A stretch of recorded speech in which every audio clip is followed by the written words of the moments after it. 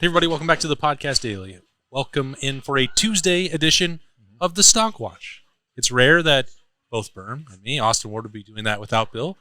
Also rare that we would do it on Tuesday. But you know what? Yeah. There are no rules in June.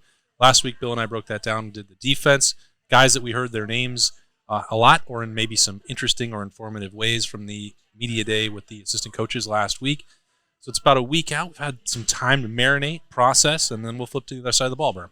I think the biggest thing with the offense is that there are known commodities, and then there are a bunch of guys that you're like, well, if you can figure out a way to get this guy the ball, then he can do this. Then because we know the offense is going to run through Marvin Harrison and Mecca Ibuka, right? Mm-hmm. So everyone else is sort of how do you find a way to manage to get this guy involved in the game? How do you scheme around players like Mayan Williams or Travion Henderson or, Cade Stover was on his way to having the best tight end season of any tight end in Ohio State history last year until he really slowed down in the second half. So, there's names. It's not a spot where you're looking for someone new to step up. It's just about how you manage the current load for everyone and find ways to be balanced so that it's not all Marvin Harrison, not all Mecca Ibuka. I think that's always the fun. That's the balance that people want to talk about, the rising stars, the next wave in, and Ohio State's so established for the most part at running back and wide receiver. That's easier to talk about. We've beat the offensive line stuff into the ground. Certainly there's a quarterback conversation to be had, but when it comes to conversations about Carnell Tate or Jelani Thurman, certainly their names come up a lot. But it's like, is it necessary? Is it mandatory that they have to play as true freshmen? Ohio State could win a national championship without that happening. So in that respect, no. I know that you have felt like maybe Ohio State in this new era of college football has to be more aggressive with whether that be true freshmen or second-year players. Like, you got to use it or potentially lose it, and that's all of that is a delicate balancing act that the Buckeyes, like everyone else in college football, have to manage. But it is more pressing when you have 12 or 13 4- and 5-star wide receivers. Yeah, I think that at some point, programs like Ohio State, Alabama, Georgia, et cetera, are going to get to a point where you have incoming freshmen and you have NFL draft picks that are getting ready to go. Like, I don't know that we're going to see a lot of players in the next era of college football be in the third year of their term and then finally emerge, at least at the skill position. The offensive line, defensive line are a little different. I think if you're recruiting at the level Ohio State's recruiting, then you do that with the mindset that player should be able to contribute early and often. Now, that being the case, I don't know that Ohio State is ready and fully willing to commit to that idea of, we've seen it at Alabama. They've won national championships with young guys at the helm. Now, ideal world, that's a bunch of sophomores. And that's where I think what's really frustrating about Ohio State last year was that you had a bunch of sophomores who were in position to help Ohio State win a national championship, and then they didn't. If you go back to the 2014 run, that's a sophomore-driven class. And I think that even Alabama, Georgia, et cetera, it's once these guys get to that junior year and it's money year, interest changes, their focus changes a little bit, and I think that we've seen a drop-off in execution at that point. The question is, how much should those guys play versus how much do you need them to play, and that's a totally different conversation. They have to play. It's quite simply, and we've talked about this more than I thought we would have in the offseason, but a guy like Jelani Thurman from Atlanta who left the heart of SEC country to come north to play at Ohio State, to play a developmental position, does that knowing full well that it's going to take a year or two till he's the guy. Mm-hmm. But at the same time, in the NIL era, we've seen what Auburn is willing to do. Heck, they just took a quarterback from Michigan State for fun, essentially, who, and I don't know you're giving a whole lot of money NIL-wise to a 3-year mediocre starter, but you're going to do it. And if a player like Jelani Thurman, who spent 6 or 7 different recruiting visits at Auburn, I bet that conversation's one that's already underway, because tampering is now legal, essentially. So, how do you stop it? How do you balance it? Who are the players that have to play in the freshman class versus, how do you get Jaden Ballard in the reps? It's such a mess now that I don't know that there's a really simple answer.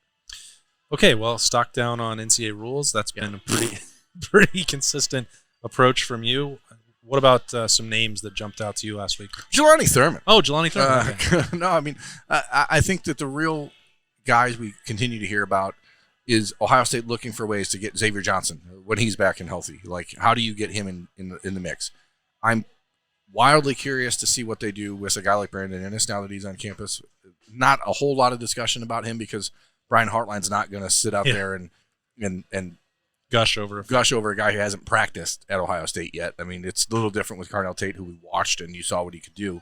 But the name that I always hear in consistently, and maybe it's because Brian Hartline wants people to remember Julian Fleming exists for whatever other reason. I mean, if Julian Fleming was going to transfer, like a lot of people have speculated for years, like, well, this is the year. Since the moment he got here? Then he would have done it already. Yeah. This is obviously a big year for him, and I think if he's healthy, I think Julian Fleming is in line for a really surprisingly big year for Ohio State. You saw that the healthiest that he was all of last year, and the shoulder issues. He went into camp and was like, oh, he's finally going to be healthy. Then had another setback there. What was it? The hip injury, missed time, up and down. Shoulder popped up again. Had to have an off-season shoulder injury, surgery. Easy for me to say. So he still was never fully healthy, but the closest he was when he had 3 or 4 weeks to prepare for the Peach Bowl. You saw how dynamic and effective he was in partnership, in concert with what Marvin Harrison and Emeka Egbuka can do. Those 3 guys collectively are going to cause a lot of problems. Yeah. You can say, it's not a knock to say that Julian Fleming is third on that pecking order. I think if you asked him that, he would say, well, yeah, because the production is there. We know how good those other 2 are, but that's why we see, I think, Brian Hartline a lot of times saying, you see these top 10 lists, and Emeka and Marvin are both in there. Oh, you're missing one. Julian Fleming is still very good. Very, very good, but he's not going to get as many targets as a lot of those other guys that are going to check in the top 15, top 20 in these off-season rankings. If he was anywhere else, his numbers would be off the charts. Maybe if his health had been different, we can have those hypothetical conversations, but he's very good, and Ohio State is they don't consider him just a throw into this. They want to build an offense around all 3 of them, not just 2. I think that there's a lot of conversation around him because he was the number 1 ranked player in the country by ESPN in the class of 2020 and a 5-star across the board, no matter which ranking service you looked at. But we've talked about it ad nauseum over the last couple of years. He was not a ready-made college football wide receiver, whereas Emeka Egbuka, the number 1 ranked receiver in the class of 2021, was, where Marvin Harrison, who was built in a lab to play wide receiver, a lab on another planet, to play wide receiver. That is, it's not what Julian Fleming was ever going to be. And then you throw on top the myriad of injuries he's had, myriad injuries, not myriad of injuries, I guess. It's like, okay, when does this get started? And that's what I'm saying at the beginning of the show. How often do you have these guys who are in their 4th year before they really emerge as a skill player? Most of the time in a place like Ohio State, that guy would have been gone already. So it does speak to his perseverance that he's still there and still fighting through it.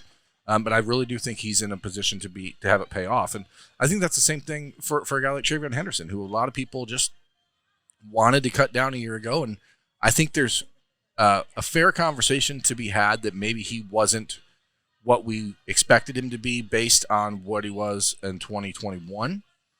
But then you throw the injuries on top of that, and it's impossible to ignore the fact that he was playing with a foot that he shouldn't have been playing football. I mean, if you're a running back and you have 1 foot, it's not easy to play running back, from what I've heard. I don't think it's even easy to run if you just have 1 foot. Yeah, it's difficult. That's the first part of that job description. Yeah. So, he was a back. Right.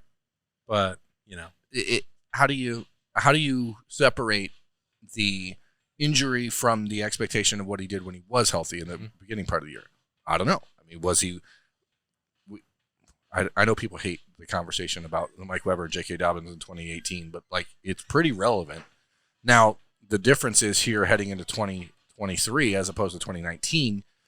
There's no one with an expectation that Travion Henderson's going to run for 2,000 yards, but that's because Ryan Williams exists. Because you have 4 other. And Dallin Hayden exists, and Chip Trainum exists. So, what is a realistic expectation for Travion, and what is his impact this year going to be reflected in his numbers? If he's healthy, I don't think so, but he should be that guy that scares defenses again, and that's an extremely important thing for Kyle McCord or Devin Brown to have behind them in the backfield. Yeah, and I think there was also a fair conversation to be had, and I know that there were, these same discussions between Tony Alford and Travion Henderson. Like when it wasn't clear if health was really the issue, there was some times where he was pressing and they were looking at plays and stuff to the outside. Were you making the correct read, the correct choices? Like they're not going to ever turn a blind eye to that. Now, how much of it was the health and how much, I'll never know. And I don't know that anybody is ever going to have those conversations, but I know that there were honest ones being had in closed doors in that meeting room about taking the next step. It's the same thing that did happen to J.K. Dobbins that sophomore year, and we don't have to keep rehashing that over and over, but you put a healthy and motivated Travion Henderson out there, which we didn't see in practice, but you saw him coming off the field once he was getting cleared to go, how eager he was to jump in. This guy is really ready to go, and it does a disservice. I've been critical, and I don't know if that's even the right word for it. I thought that Mayan was a better fit for the offense for a lot of the year last year, whether that was because of the foot, whether it was because of the other things that we're talking about with reads and vision and all those other things. Doesn't matter.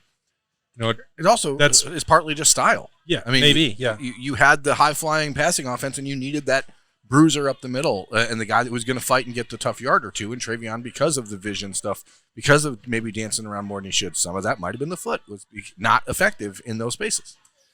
So the point is that maybe I'm as guilty as anybody of just forgetting how dynamic he was as a freshman, while at the same time I know how much football he's missed and how much development time he's missed with what happened in COVID, with the limitations and not playing as a senior, all those other things. He's got a lot of things that are trending in the right direction for him, making up time, making up health, getting more experience that I think will help him, and that's a scary thought, because a healthy Mayan Williams is still a part of that equation, and Chip Trainham had a very good spring with both of those guys being limited, and Dallin Hayden is certainly on that development path, and all four of those guys we still haven't truly seen Evan Pryor in a situation where I would say that it's fair to include him in those plans. I know that there are people that cover this team that disagree with that, but that top four by itself is enough of a challenge to manage.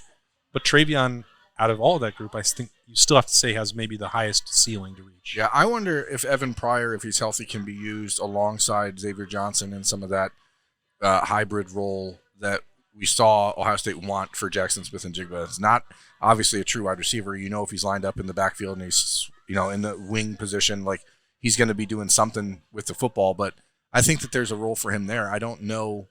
I mean, again, I'm talking about J.K. Dobbins in 2019. Like, who was the backup running back? Master Teague was the backup, and beyond that, there was Marcus Crowley, right? So, as a freshman, this is a much different scenario. So, how do you get the best out of a guy at this point in his career? What is needed, again, versus what is a fair expectation? I think Ohio State just wants to see Travion Henderson be the explosive back who sees a hole and hits it, as opposed to what he did last year when he was healthy, dancing around. And they could probably do more things to help him, if we're being honest. You don't put that all on Travion Henderson's shoulders. Like the throwing to him out of the backfield in that touchdown against Maryland when he probably shouldn't have been playing. Yeah. Like, you get him in a spot and let him go, well, guess what? He's going to outrun people. Penn State. He scored the 40-yard touchdown in the fourth quarter against Penn State, and then that's burst. Yeah. But then he shouldn't be out there. Yeah. And then he gets hurt again. And then Mayan Williams gets his finger stuck in a yard marker. And you're like, what in the hell is going on here? That was a strange turn of events. I thought it was Enoch Vamahi's name coming up. He's not going to start for Ohio State. Justin Fry did pretty close to putting him in that group when he was talking about, like, well, if there's a best five, that he could be in that.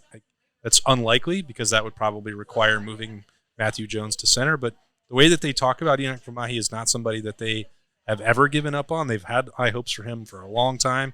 It's just it's been on the cusp, and I still don't know what that means for going into August, because the reality is he's not going to be in that top five without them moving some other pieces, and I don't expect them to do that. But you still have to have some ability to be flexible with the depth behind that, and if Enoch Vamahi, he's stuck through it to this far, and if he's still able to keep providing that, that's a big deal. Yeah, I mean, you just need bodies on the offensive line that are capable of going out there and actually helping the offense.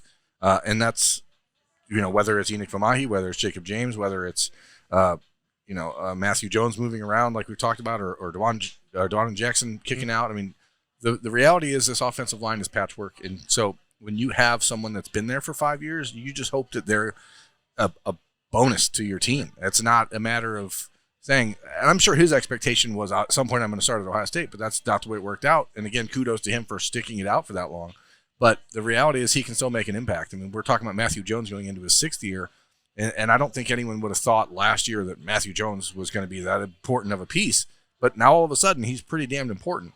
Yeah. And I think that that's just the way it is when you've fought through it all at Ohio State. And that's why a guy like Joe Royer, to me, I really believe, and I think you do too, you can feel free to correct me if you don't think that, but had Joe Royer not gotten hurt last preseason, I don't think we would have been talking about Cade Stover as the starting tight end at Ohio State. I really think that was Joe Royer's position to lose. Last spring, that was the plan all along. And if he's healthy now and he's past the loss of his mother and he's able to be a fully involved emotionally and mentally and physically, like I think Joe Royer is a guy that could be a game changer for Ohio State, not just because he is physically talented enough to do that, but because if you line him up opposite Cade Stover, you're able to put those guys both out there at the same time. The Ryan Day offense works best when he's able to run a 12 personnel that he likes. Yeah. And if you have Joe Royer as healthy and we've seen him, he looks the part, and the people that we talk to continue to say, like, he's probably the best tight end on the roster, but no one's seen it. So, like, how do you get there?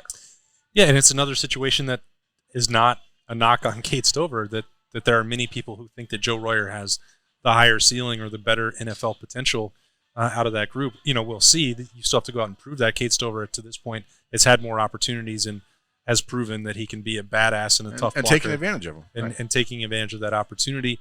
But that's also, so we'll just go ahead and use another example that I like to use from the years past. Like, both Jeremy Ruckert and Luke Farrell were NFL tight ends. It's not an insult to say that one of them might be drafted higher than the other. And I don't know if that'll happen with Joe Royer or not. I know that there are many people who expect that to be a potential outcome and a possibility for him. And if